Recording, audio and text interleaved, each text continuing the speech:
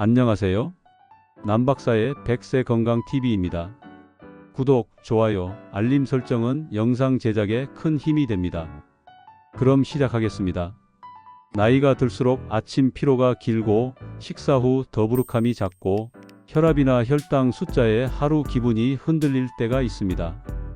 오늘은 집에 늘 있는 식초를 일상에서 안전하게 활용하는 법, 그리고 비타민C를 균형 있게 더하는 방법을 내레이션으로 차분히 안내해 드리겠습니다. 이 내용은 치료가 아닌 생활 가이드입니다. 만성질환이 있거나 약을 드신다면 반드시 주치의와 상의해 개인 계획을 세우세요. 먼저 왜 식초일까요? 우리 몸에서 간은 영양소를 처리하고 불필요한 물질을 정리하는 24시간 작업장입니다. 기름진 식사, 단맛 많은 간식, 잦은 음주, 부족한 수면이 겹치면 간과 혈관이 쉽게 지칩니다. 식초에는 발효에서 나온 유기산, 그 중에서도 아세트산이 들어있어 식사 후 혈당이 급격히 치솟는 것을 완만하게 하고 짠맛 대신 새콤한 맛으로 간을 하다 보면 소금을 자연스럽게 줄이는 데 도움이 될 수 있습니다. 중요한 건 많이가 아니라 소량을 충분히 희석해 꾸준히라는 점입니다. 아침입니다. 물 한 컵을 미지근하게 데우고 자연 발효 식초를 작은 술 한 숟가락을 넣어 천천히 드셔보세요. 공복에 속이 쓰리다면 식사 중이나 직후로 옮겨도 괜찮습니다. 점심과 저녁에는 소금 대신 올리브 오일 한 작은 술과 식초 한 작은 술로 만든 간단한 드레싱을 샐러드와 나물 무침에 더해 보세요. 새콤함이 입맛을 살리고 짠맛은 줄어듭니다. 위가 예민하신 분이라면 물을 더 넉넉히 타서 연하게 시작하세요. 치아가 민감하다면 빨대를 사용하고 드신 뒤 물로 한번 헹궈 주시면 도움이 됩니다. 혈당 관리가 고민이라면 타이밍이 중요합니다. 식사 10에서 20분 전 또는 식사와 함께 물 한 컵에 식초 작은 술 한 숟가락을 희석해 천천히 마십니다. 일부 연구에서 식후 혈당 상승폭이 완만해지는 결과가 관찰되었습니다. 다만 당뇨약을 임의로 줄이거나 끊어서는 안 됩니다. 집에서 혈당을 꾸준히 기록하시고 변화가 보이면 담당 의료진과 상의해 조정하세요. 식초는 약을 대신하는 것이 아니라 식단과 생활 습관을 보조하는 역할입니다. 혈압과 혈관 건강을 위해서는 접시 위의 구성도 함께 바꿔봅니다. 접시의 절반은 채소, 4분의 1은 단백질, 4분의 1은 통곡으로 채우고 드레싱은 올리브 오일과 식초로 간단히. 이렇게 하면 포만감은 유지하면서도 나트륨과 정제 탄수화물을 무리 없이 줄일 수 있습니다. 여기에 매일 빠른 걷기 30분, 주 2회 3회 간단한 근력 운동이 더해지면 혈압, 혈당, 지질 관리가 함께 좋아집니다. 생활이 약이고 식초는 그 생활을 돕는 조미료일 뿐이라는 점을 기억해 주세요. 식사 후 더부룩함이 잦다면 식사 중간에 더 연하게 희석한 식초를 소량 곁들이거나 요거트 드레싱처럼 음식에 섞어 드셔보세요. 위 배출 속도가 조절되면서 포만감이 오래가 과식을 막는 데 보탬이 될 수 있습니다. 위가 민감하다면 언제든 강도를 낮추고 증상이 있으면 중단하세요. 변비로 불편하다면 아침 루틴을 살짝 바꿉니다. 미지근한 물 한 컵에 식초 1티스푼을 타서 천천히 마시고 접시에는 샐러드, 통곡, 과일 같은 식이섬유를 넉넉히 올립니다. 김치, 요거트 같은 발효 식품을 곁들이면 장내 미생물 균형에 도움이 됩니다. 보조제 대신 식단에서 답을 먼저 찾아봅니다.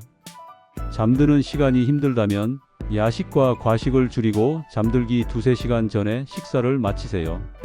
필요하다면 따뜻한 물 한 컵에 꿀을 소량, 그리고 아주 연하게 희석한 식초 2분의 1에서 1티스푼을 타서 마십니다. 위가 예민하신 분, 역류가 있으신 분은 이 루틴을 피하세요. 식초는 마법이 아니라 보조 수단입니다.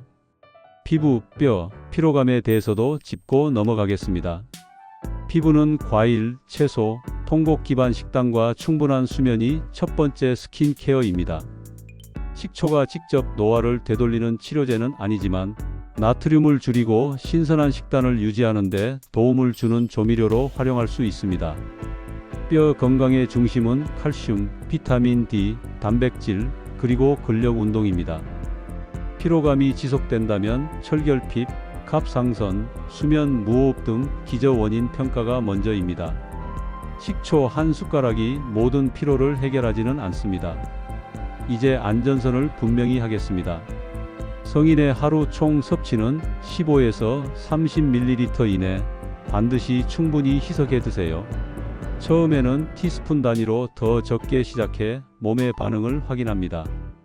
위염, 위궤양, 심한 역류성 식도염, 신장질환, 칼륨 제한이 필요한 분, 치아가 민감한 분은 특히 주의가 필요합니다. 혈액 희석제 등 특정 약물과의 상호작용이 걱정된다면 반드시 담당 의료진과 상의하세요. 이제 비타민C입니다. 비타민C는 항산화 작용, 콜라겐 합성, 철분 흡수를 돕는 필수 영양소입니다.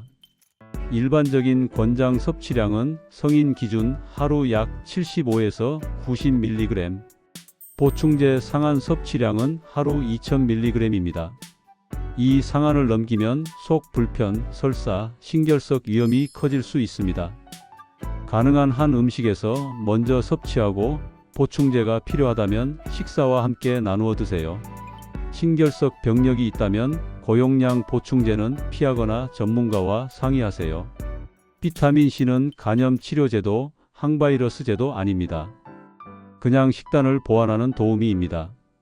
여기까지의 내용을 하루 체크리스트로 정리합니다. 첫째, 하루 한 번 물 한 컵과 식초 1티스푼으로 가볍게 시작하기. 둘째, 소금 대신 식초, 허브, 레몬으로 맛내기. 셋째, 샐러드에는 올리브오일 1작은술과 식초 1작은술 드레싱. 넷째, 빠른 걷기 30분과 주 2에서 3회 근력 운동. 다섯째, 과일, 채소, 통곡으로 접시 절반을 채우기. 여섯째, 비타민C는 음식 우선, 보충제는 상한 이내에서. 일곱째, 위, 신장, 약물 이슈가 있으면 반드시 의사와 상담하기. 마지막으로 꼭 기억해 주세요. 식초와 비타민C는 건강한 생활을 지탱하는 도구입니다. 약을 대체하지 않습니다. 고혈압, 당뇨, 지질 이상증이 있다면 수치가 좋아졌다고 해서 임의로 약을 줄이거나 끊지 마세요. 기록을 남기고 주치의와 함께 안전하게 조정하는 것이 최선입니다.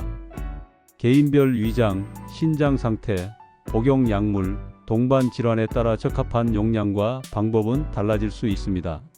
시작은 작게, 꾸준함으로 완성합니다. 오늘 저녁 드레싱 한 숟가락부터 바꿔보세요. 새콤한 한 스푼이 소금을 줄이고 접시가 달라지면 혈관이 달라집니다. 도움이 되셨다면 구독과 좋아요, 알림 설정 부탁드립니다. 가족과 지인께도 공유해 주세요. 다음 영상에서 더 실용적인 건강 루틴으로 찾아뵙겠습니다. 감사합니다.